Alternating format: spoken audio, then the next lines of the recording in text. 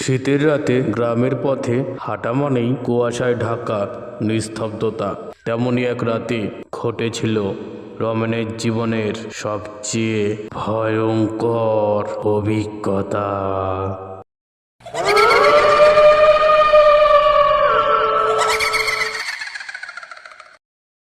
রমেন পেশায় একজন স্কুল শিক্ষক। সেদিন কাজের জন্য পাশের গ্রামে গিয়েছিল।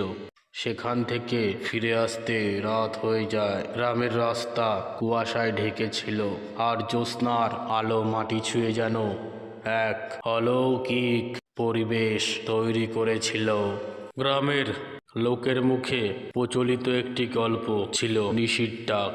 বলা হয় রাতে এক অচেনা নারী ডাক দিয়ে পথিককে বিভ্রান্ত করে মৃত্যুর দিকে টেনে নেয়। রমেন এ কথা বিশ্বাস করত না।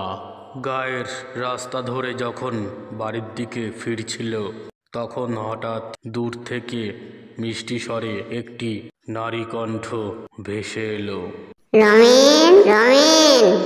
রমেন থমকে দাঁড়ালো। ডাকটা বেশ পরিচিত মনে হচ্ছিল। মনে হলো কণ্ঠটা তার ছোটবেলার হারিয়ে যাওয়া বোনের মতো। সাহস করে বলল, কে ডাকছে? কোথায় আছো? তখন আবার কণ্ঠটা এলো আরো স্পষ্ট। এই তো, এদিকে আসো, আমি তোমার বোন। অদ্ভুত ছায়া। রমেন কুয়াশার মধ্যে এক নারীর অবয়ব দেখতে পেল। সে এগিয়ে যেতে লাগলো, কিন্তু যতই এগিয়ে যায় অবয়ব যেন আরও দূরে সরে যায়। রমেনের মনে হলো তার দেহের সমস্ত শক্তি ফুরিয়ে আসছে।